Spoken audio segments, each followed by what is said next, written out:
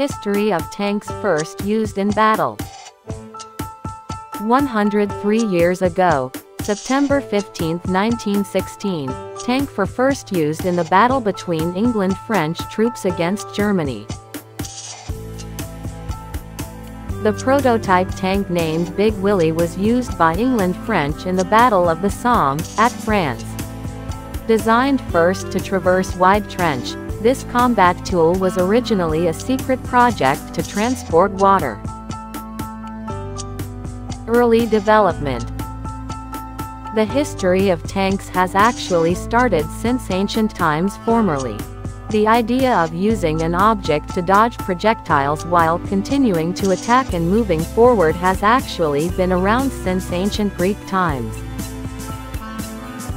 Ancient Greece used an assault tower that named Helepolis in a battle. The Roman Empire wore covered towers armor that fires using a catapult. These ideas slowly began to evolve, starting from the ideas of Guedo da Vigevano, Leonardo da Vinci and other characters. However, the concepts the old man only focused on raidscastle, where tactics and formations were not yet needed. Technological developments in the Industrial Revolution then make a big impact with the creation of armored vehicles in the early 20th century by the British Army after the start of the war trench in World War I. Tank ideas. In 1914, Colonel Ernest Swinton of the Army England and Secretary of the Defence Committee William Hankey has a vehicle building idea: armoured. They want an armored vehicle capable of traversing all kinds of difficult terrain.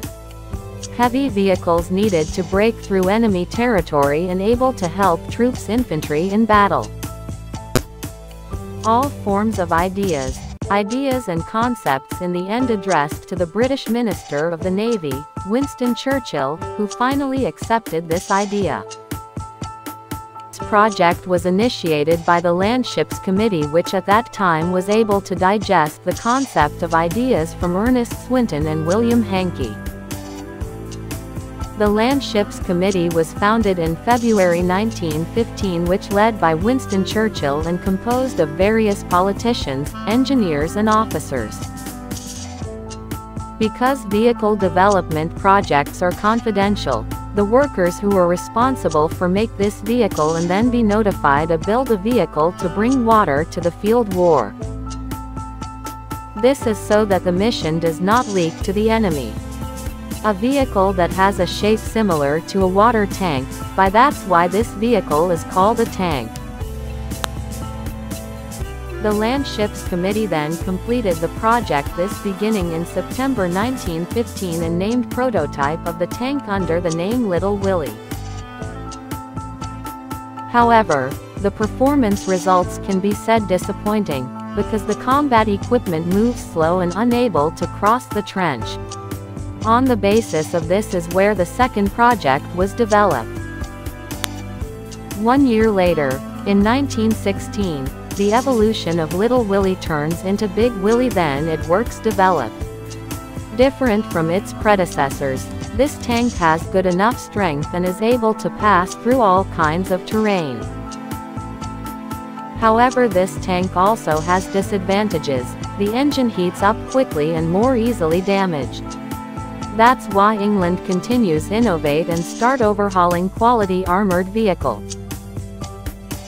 Until 1918, after the Battle of Cambrai 1 year earlier, 1917, France succeeded created the Renault FT or FT-17, the vehicle light armor that has a speed of 80 miles 130 kilometers per hour.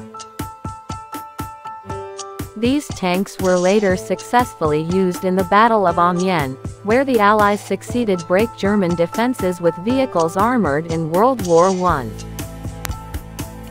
Tanks in World War II. World War II saw rapid development on tanks. Germany, for example, used tanks lightweight like the Panzer I previously used just for practice. However, this light tank lost to tanks England, even more so against Soviet T-34 tanks.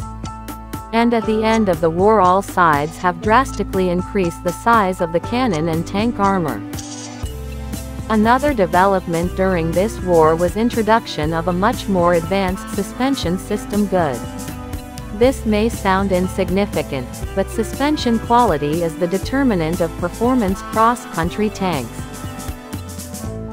Tanks with poor suspension will resulting in a large vibration that is felt rider. This will result in difficulty operation, reduce speed, and make shooting while walking not possible. At this time, almost all tanks have equipped with a radio for easy direction and communication. The tank body has also been modified to be used for other roles, such as mine destruction and the role of combat engineer. Tanks in Cold War. After World War II ended and entered Cold War, developed countries and superpowers take lessons from Germany in the use of tank power. The threat of nuclear and chemical war is finally over. Make tanks equipped with more equipment advanced. Advances in cannon technology and the ammunition also made the tank even more fearful, and each country vying for perfect the technology. Nonetheless, the biggest threat of tanks today is an infantry troop equipped with light armaments and possess high destructive power. Awesome, by developing an anti-tank guns, results of post-World War II development.